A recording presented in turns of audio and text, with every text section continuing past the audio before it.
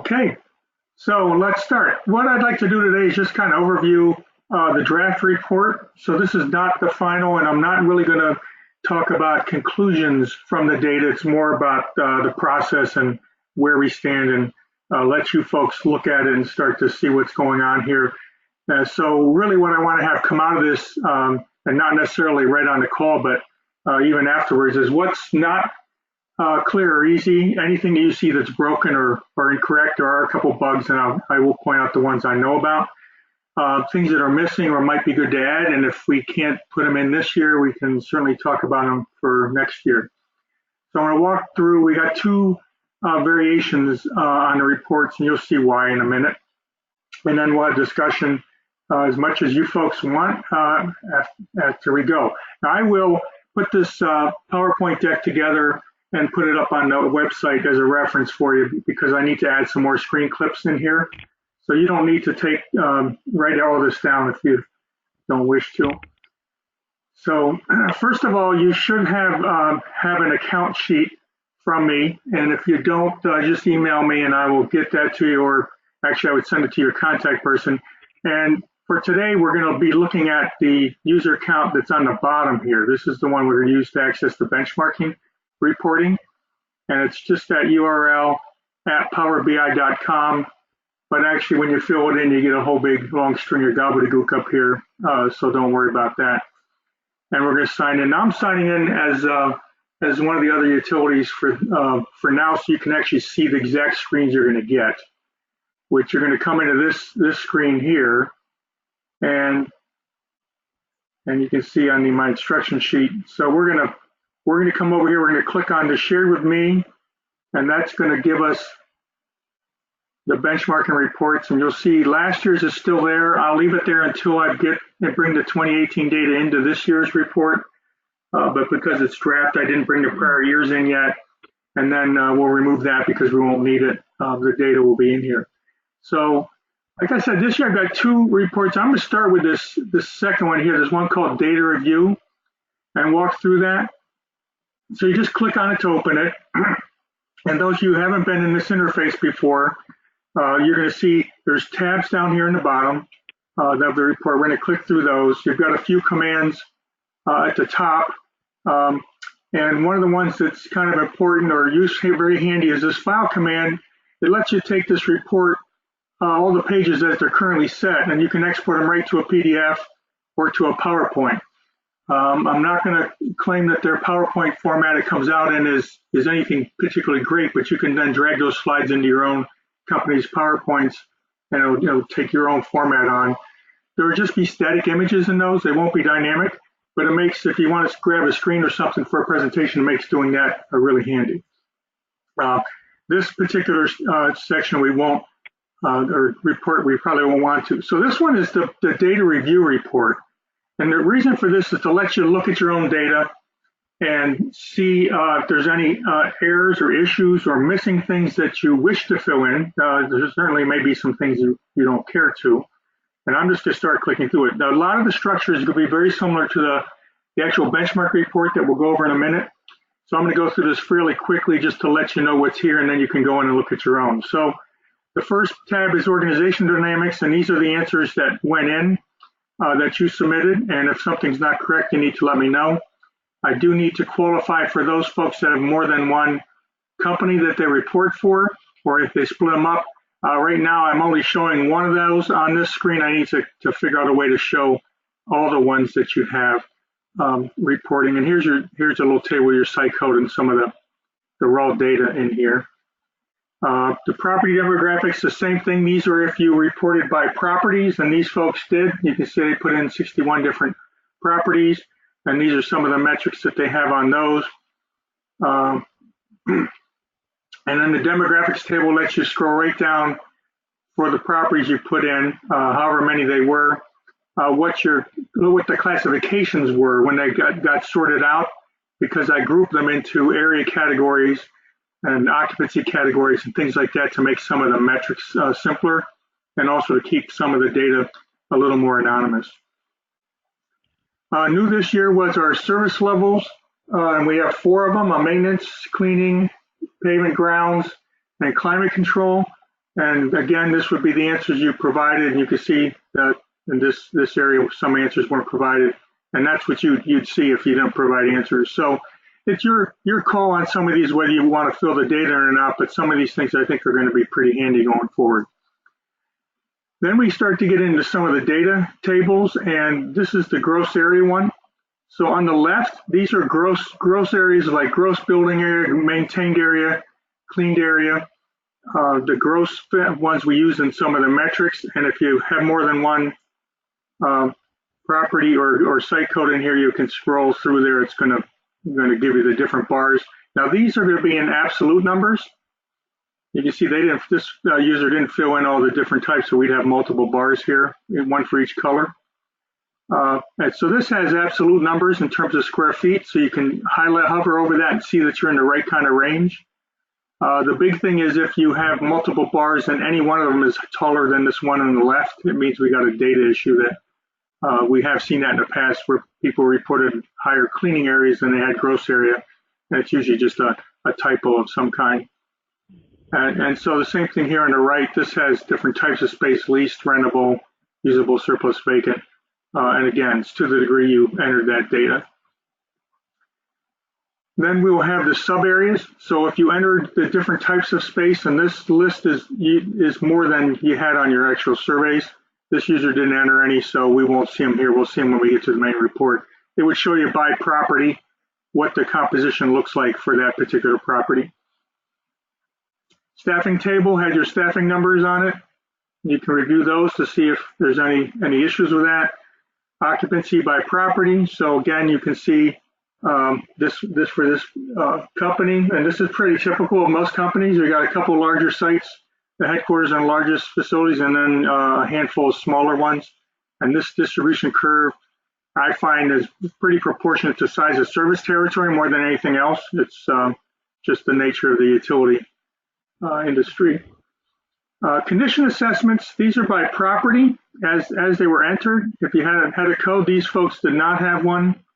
I guess I can pick, if somebody on the call wants to be guinea pig, we'll use your data and come back through this if you wish, but I just wanted to show you what's in the report.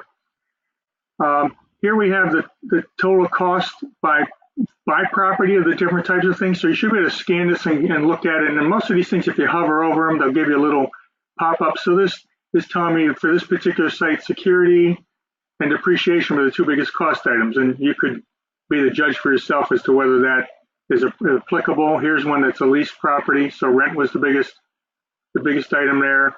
Again, it just lets you kind of eyeball and see where your different properties are and what the kind of their cost profile is. What's this one? Oh, real estate taxes. So this is clearly in a high tax jurisdiction. And then down below this area graph is like a pie chart in sense that it just shows you the composition of, for your properties, where the money's going in terms of the different areas that are having the cost factors. So here's a case that if this isn't true, it could be that there's a zero slipped on this security number, that number is really out of whack, and that's something that I just wanted you to be able to catch it. Okay. Now we have the cost by Courthouse. So you all should be familiar with seeing this in prior year's reports. And this one unfortunately, it still takes a while to load. I'm still working on trying to figure out how to get it to load quicker. And I'm going to be fiddling with that between now and then. So if this is this particular version and this report is if you reported by property, this actually gives you your own properties. So if you reported by grouping or by company, your median or average value would be what's in the main report. But you can see this gives you, is a little more useful to you, because if you can say I'm looking for opportunities in my company, you're clearly going to be looking at the ones over at this side of the chart for opportunity areas within your own portfolio. So this is one of the reasons we went to the property level reporting, is the averages hide a multitude of opportunities and gaps. And plus the other thing, I'd be looking at this end going, are we really able to clean this sucker for 3 cents a square foot? Maybe, maybe not. I mean, I don't know what kind of property it is. Maybe it's a warehouse that don't do anything but the office in it. But so all these buttons are all the different kind of metrics that we have, and this one is by property. In the main report, it will be by company.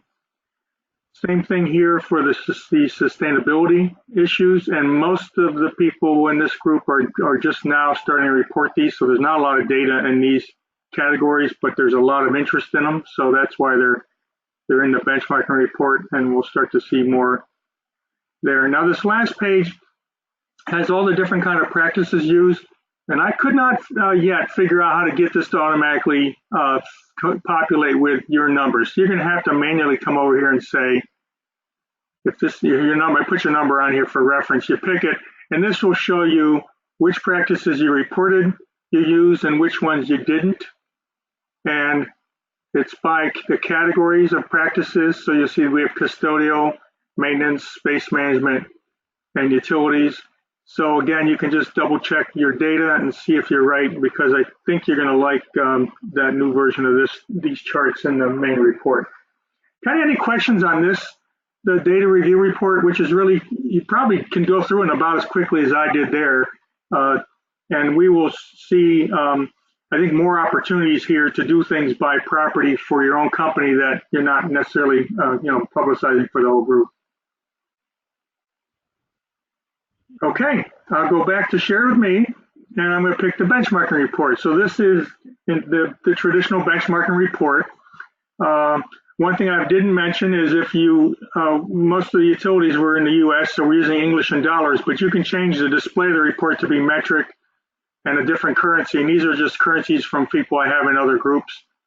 So as I get people in other countries, we'll add currencies to that. And it will change all the displays all the way through the report when I click that. So I'm going to put it back to English and dollars, but that's just a handy little setting there. So here's the groups we have. So you can see these are the demographics that we have in the group. Now I'm going to note on the tables in this report, because of this, again, that GDPR European regulation, we don't put your site code in here unless you told us we could. And so these are all going to be anonymous. These P numbers do not match up to the F numbers that you'll see throughout, so that you can't, anywhere we have actual data, there are two different number strings so that you can't go through and guess at who's who if they didn't want you to guess. That's less of a concern in this group than in some of the other benchmarking, like if you participate in our critical facilities, we'll be using some of the same data. And people in that group really don't want someone to know which facility they're reporting about. All these charts all work the same way. So if you, in the top right corner, we got this little diagram here, which will make it full screen. Some of the legends are tough. They fall out of the little chart. And you can see that. Again, if you hover over, it'll give you the values. And you click up here to go back to the report. Okay. If there's something of particular interest to you, you can right click on it and you will get a show data, which will basically give you the chart and the data table to go with it. And you actually can click and say see records, and that will give you a little more information about not just that record, but all the related data that goes with it, which really doesn't make sense sometimes when you look at that. I'm just pointing out that that's part of the interface function that's in here. Again, none of the record information you see should be any of the confidential stuff that's going on. If you pick on any one of these, so I'm going to pick over here, we'll pick, we have the one electric and water utility. It will change all the displays, including the scorecards over here on the right, calculation cards to go with the data set that you picked. So you can do some of the see some of the information from that interface. I will be putting 5 years of data in here, but if you pick on this right now, it's not loaded, so it's going to just blank everything out because there is no 2018 data. But that will be, and that's on every page, the survey year as you go through it. Property demographics, similar kind of thing. I use a little bit different graphics so that it's easier to tell whether you're on an organization or a property page. And I tried to be consistent with those where we use these graphics. And you can see that I did leave the blank values in some of these, but these were the categories where we grouped people by. by sizes. Here's the service levels. This is the part that was new this year, and part of this was I was really interested to see not just where do we fall as a group, but also does it affect our pricing, our costs. So if you can see property maintenance, for example, I'm going to go with cleaning. So these are the IFMA. I use the IFMA cleaning levels. There's 5 of them, and you can see that the people that responded so far only used these 3, but very few people are spotless, completely spotless. Most of them have tidy buildings, and a lot of us obviously with our more industrial or working sites are a little more casually cleaned. So you can see what these numbers are like this, but if we say I want to see just about casually cleaned, here's how that cost changes for that, as opposed to it's a little more expensive tidy, and if I go to spotless, somehow it goes down, but I'm not sure. We'll have to look into some of these. These are the kind of things that you'll notice for me, and it's either valid, and we'll get some information as to why, or in this case, it's probably because it's such a small number of sites. To clear it, you just click it again. It just toggles it on and off. And if you do have property types in here, we can also filter these by property types. So we can see the headquarters. Obviously, all these higher ratings went up a little bit as opposed to service centers, where I'd be surprised if none of them were at very few at the top level. So it just gives you a little more ability to drill into the information a little bit better. For space, this is percentages. So these ones that are all green, it must be a value of some kind in the parking field. But this one, the second one, is probably the most completely filled out, I would think. So it's an allocation of what kind of space it is: a common area, office, project space, high bay, some support, storage, and parking. So that's the kind of profile I would expect to see. Here's one that's more common area. So we probably need to get clearer about the definitions, the sub-area definitions of what's in common area. And then how these get used is the different types of space have a weighting. You can see it on the survey forms, the data templates. And so we do 2 weightings I'll show you for staffing. One is where we weight it by complexity of the space, and that's what this factor is down here. So you can see of the group, there's only about 5 or 6 that have filled out the sub areas, so we're not going to have very good data on that particular section for now. Here's our usage of the space, occupancy type, office and non-office. That looks pretty kind of common for headquarters. I'm a little surprised. Let me see if I click on service center, if I get the same kind of split. It's still pretty heavily office. I would expect there to be more non-office folks, but that's probably not a good assumption, I guess. Workspaces by type and occupancy area. This is I need to get the median value. I'll put it up here in a card. You can hover over it. So 408 square foot per average. And if you're comparing to prior year's reports, you click on headquarters, and that would be 340 gross square foot per person for headquarters, and that would be one of the standard numbers we have. So I'll put a card up here that shows that value. I've got some other stats I'm going to start putting in here. This one just shows how much vacant space people have. We're all pretty tightly used. Nobody's sitting on a lot of empty space, so that's probably a good thing. So now we got some staffing reports. We had these the past year or two, but just modify them a little bit and put them on this. So we calculate the staffing 4 different ways for comparison, and we're only doing it for craft workers, which are basically all the mechanic types, maintenance types. We're not splitting out by trades. So we have the dark green, which we only have the one value here was put in, and that's the one median for that, is if you had a maintained area, if you reported what the area you actually maintained.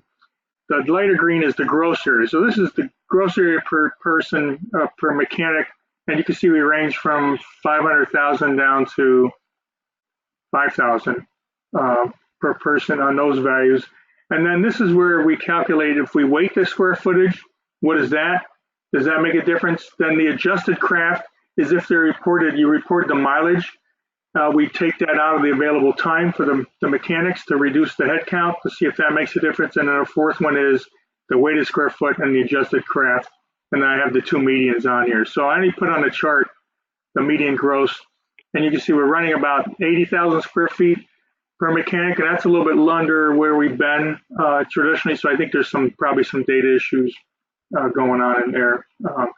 And then this a new metric is what's the replacement asset value. So basically, what's the value of physical plant per craft worker? This is a metric used in other industries. It may or may not be useful to us. And I think that we got a data bust on this one value because it's so much out of whack with the others. But those are the things that we'll work on between now and the final. Similar kind of thing for supervisors, first line supervisors. And we don't have a maintainer, just a gross area. You can see we got a better number here, and that's about 620,000 square feet per. That's kind of standard, or not kind of in line with what we've seen in the past. Same thing on the replacement asset value, and you can see tighter grouping. So I'm not sure what's driving that. I'll be looking into some of those details. I've got some staffing ratios over here because some of these kind of questions are coming up in our group discussions now. What's your span of control on craft people per supervisor, on craft people per planner, and over here in the last source staffing page, total workers to supervisors and what percent insourced or outsourced. And I put the custodial chart here because a lot of that tends to not be very well reported because you don't know how many custodians the contractors have all the time, but it still gives you some interesting data. And then here's all the staffing positions that just you can get a sense of who's got what kind of positions and what kind of counts in their organizations. All right, now on the cost. So here's again that cost table with the total cost. I'm going to say that this group we tend to be pretty good on our maintenance, our site maintenance and custodial. We're not so good on utilities, security, and we're really not good on some of these overhead costs. And I don't think my overhead number is not even in here because I'm having a calculation issue. I took it out. But this shows us of our by category, and the categories, there are 4 categories: operating, fixed, overhead, and I can't remember the fourth one off the top of my head. But you can see we're pretty good at reporting these, not the others as much. And of the operating costs, here's the breakdown of those. So I start to give us some metrics on those, and I'll be interested in feedback as to whether these are useful metrics or there's other ones we'd like to see or so on. So now we're back to this quartile chart for by organization. And like I said, it takes a little minute to load, and you can tell it's loading. There's a little wheel spinning over here. It's pretty faint. But as you sign on to the server, it's calculating these things dynamically, and it's doing about 3 levels of calculation on them to calculate them, sort them, color them, and put them in the order. So I'm going to, like I said, I'm going to be looking at trying to streamline that, and I may drop out some of the calculations we're doing. Once it's calculated, if you click on it, come back, it loads right up. It seems to save it in memory. So one of the things I can show you here is, that's a pretty good distribution chart on this one. And here's the median. The median I put up here. I also put what's the first quartile, what's the third quartile. And I clearly got a bug in this because they shouldn't be the same. And the standard deviation, so we can see what the spread is like. And I need to check those. I think those measured when I updated this, I didn't update those calculations. The other thing this chart has on it is if you didn't put your code on the bottom, it's got your value. So it puts this little diamond on the chart for where you are. It's just to make it easier for you to find or use in presentations. The black one doesn't show up. Show up over here. It shows up pretty well on the upper end. Maybe I'll find a different color for that. The sustainability by Courthouse. Yeah, go ahead. Question? Yeah, we can ask questions kind of throughout. Oh, absolutely. So go back to the other screen, and it's not that I need to see it, but this is key, just general question.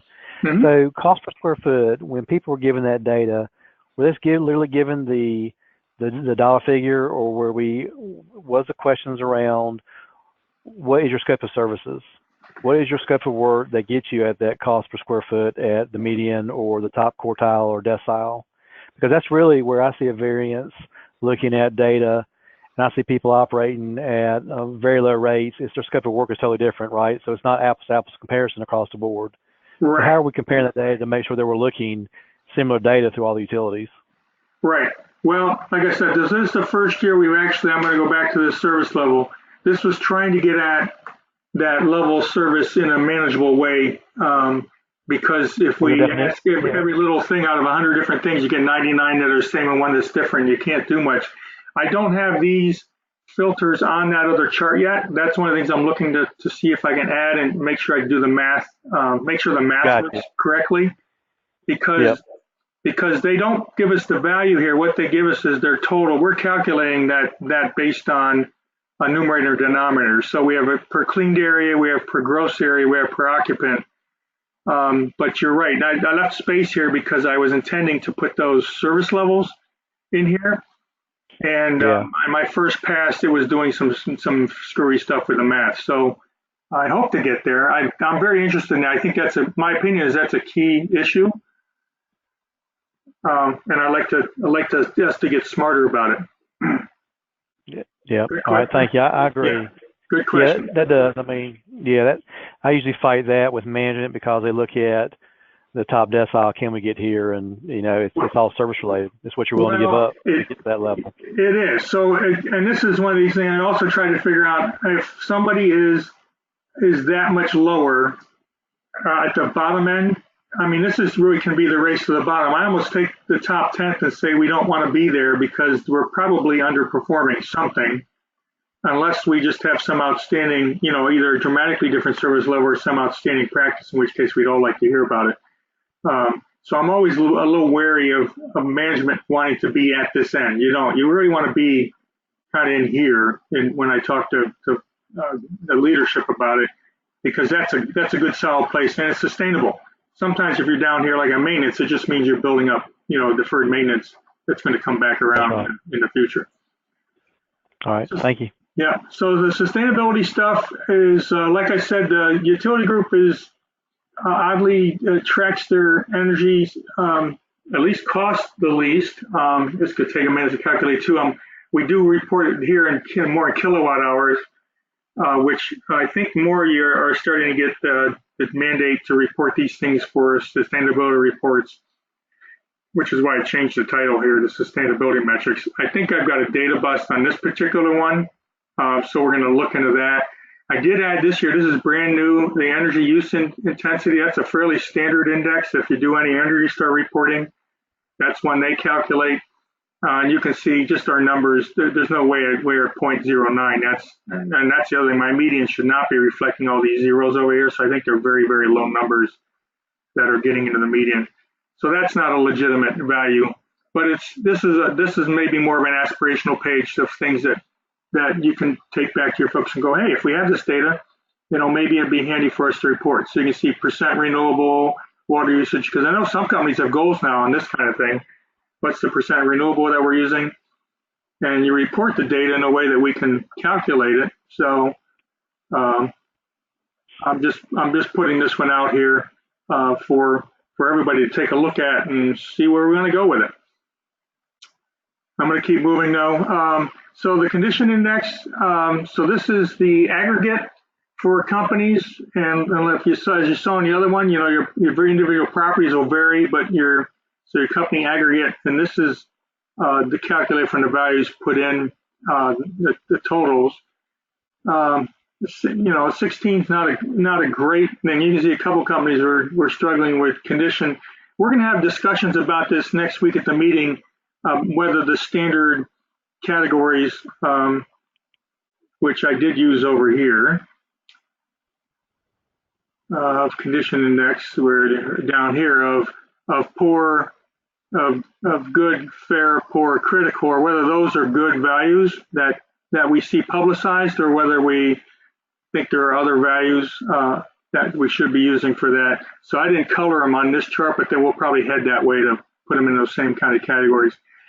I've got a bug here in my capital, so that's blank. Now I'll get that fixed somehow, and I'm not calculating that. But I wanted to start to show, is there a pattern between who's spending money on capital replacement versus their condition index, because I suspect there is, and we'll see how that data helps us one way or the other.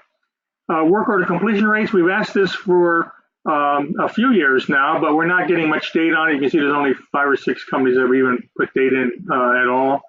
And same with cycle time, response time, completion time, and this is blank because nobody's reporting at all. I don't even think we have it all in the format that's for the future, how much is preventative, planned. And this is a value people enter when we ask them planned work. So that's the value that we're seeing as an average, but there's not enough data in this page to make this one particularly useful yet. There's just a lot of interest in it. We got a lot of interest last year, so we started, and I'm glad to see there's data going in here. What total amount of capital per project manager? What kind of ratios do we have? Because there's been an awful lot of bumps in capital money shows up all of a sudden, and then you've got a resource issue with how do I get that work done. So I wanted to see if we could come up with some guidelines for folks to understand when they're going to get in trouble. Same thing, we got some staffing data on the project side, and then 5-year running averages on. And if these are not useful, we can talk about whether to continue or not. But that's always been in the survey, so I didn't add that. Then I just broke out some of these topics that some companies have more interest or less interest in. So our exterior maintenance. So this is pavement, grounds, and snow. And you can see this company here has got a real challenge with snow as opposed to everybody else. This is the breakdown of area types, which you can see was not filled in, how many acres of pavement maintenance and what's our site composition like. And maybe that's not going to be of interest to folks, and we'll take it off in the future. Security.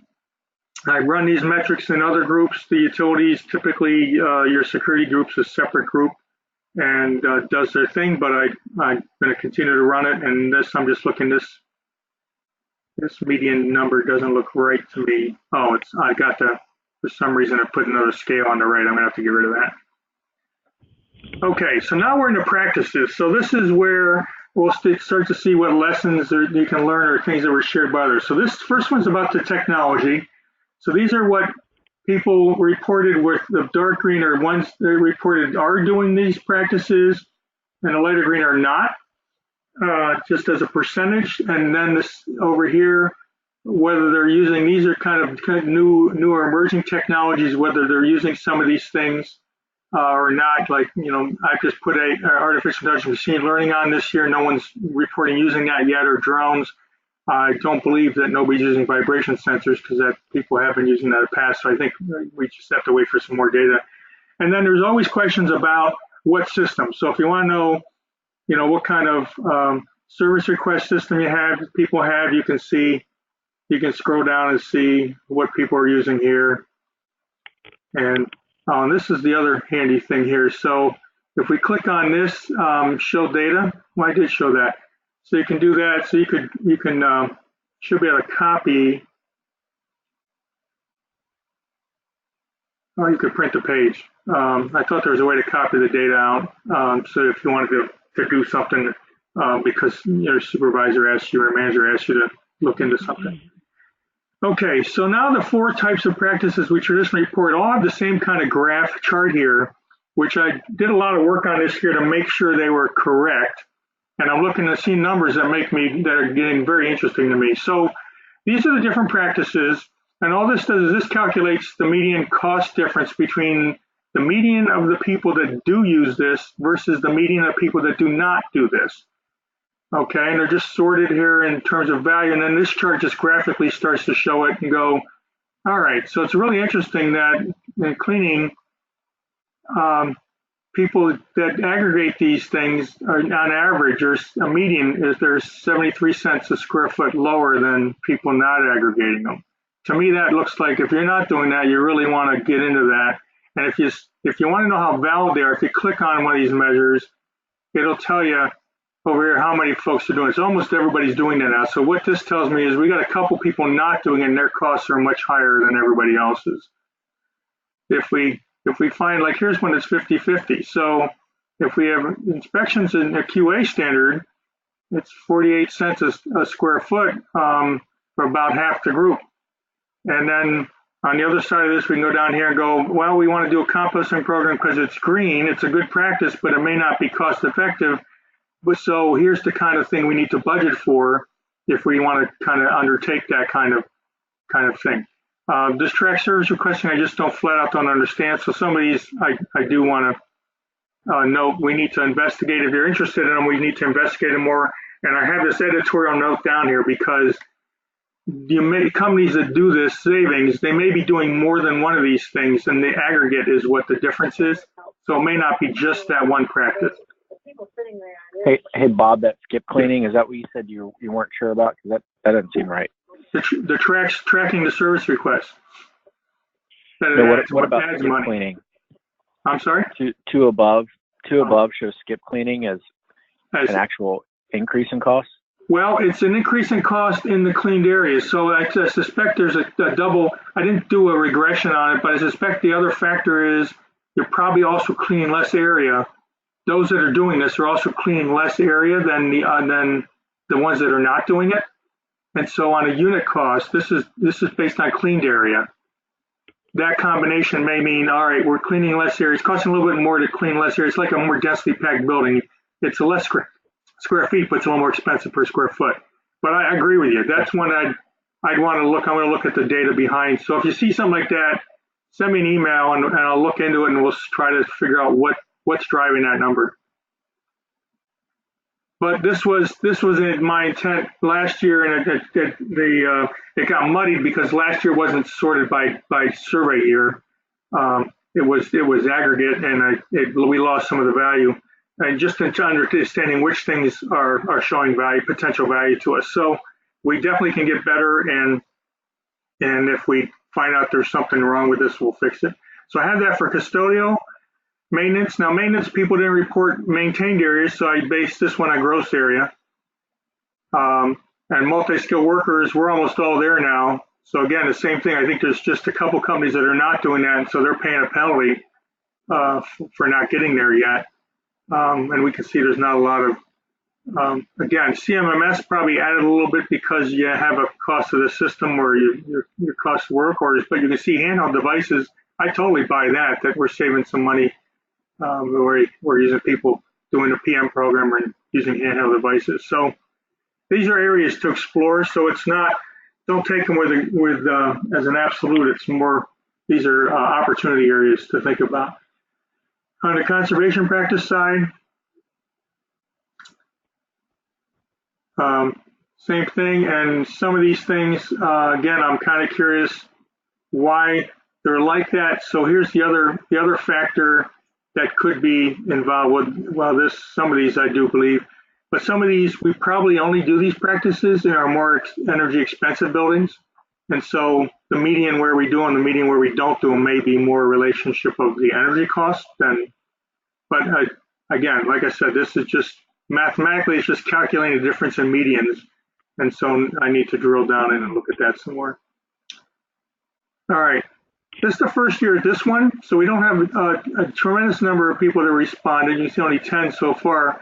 Just in different space management practice, seeing if they made a difference in space. And this would also create some interesting things. I'd love to have discussions about our meeting. So if facilities require approval, that's very clearly saving space per person. I believe that. But having executive sign-off ad space, I don't know. I mean, maybe. It's not a very big number, but anyway.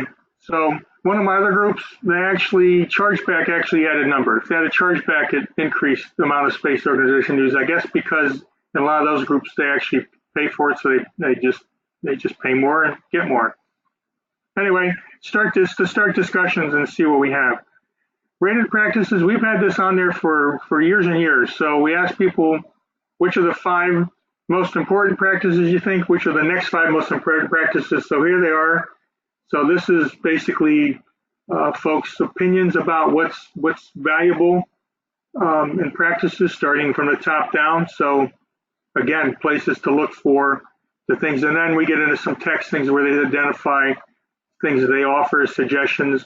And this box down here is really for a discussion about well, I asked the question about what do you suggest we add to these lists that we don't have on there already? And there's not a lot, not on there. Somebody put a bunch of text in that one, but so if there's other measures or practices or things you do that you think are great that aren't on the list that we have already, we should add them to future years.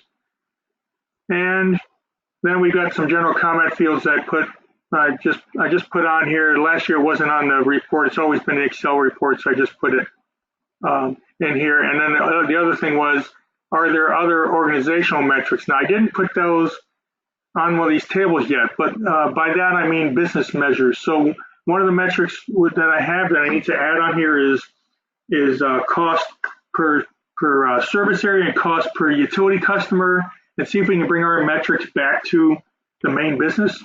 Those folks who've heard me talk before know I'm big on trying to get back into the lingo and what's driving the organization mission. So that's really what this question's about, is what other things do your bosses look at, earnings per share or whatever, that we might try to put in our future reports. So I was pretty long-winded. I took longer, I think, to cover that. So any questions on that? All right. Any questions on how to get to them? Yeah, Bob and Sean, I joined late. How do you get to this? Okay. So Sean, you would on the account sheet I sent you, you use this link on the bottom, and you log in on the bottom, and you come to this page, and you click on the shared with me, and it's going to list them here. And then you click on these, and I'm going to send this slide deck with some more screenshots out. Well, I won't send it. I'll post it and send an email out with some more instructions on how to use this stuff. Perfect. Thank you. That answer? Okay. Other questions? Hey, Bob. Yeah, where are you storing this document? Because I know one of the challenges we had is we can't access the document through our corporate server. And so we need to see if I can get our IT group to give us. Yeah, it's in the Microsoft Cloud.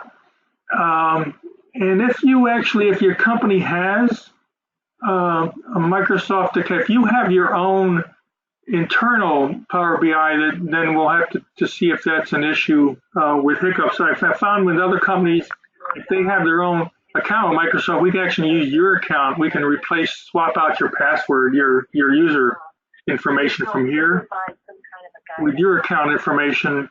But it's in Microsoft, and I give them this link. The IT guys, just give them that link and have them go connect to it or see what they need to do.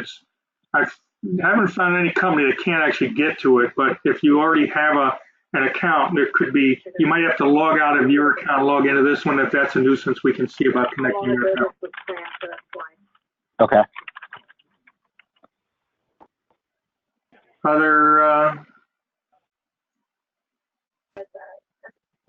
Other questions?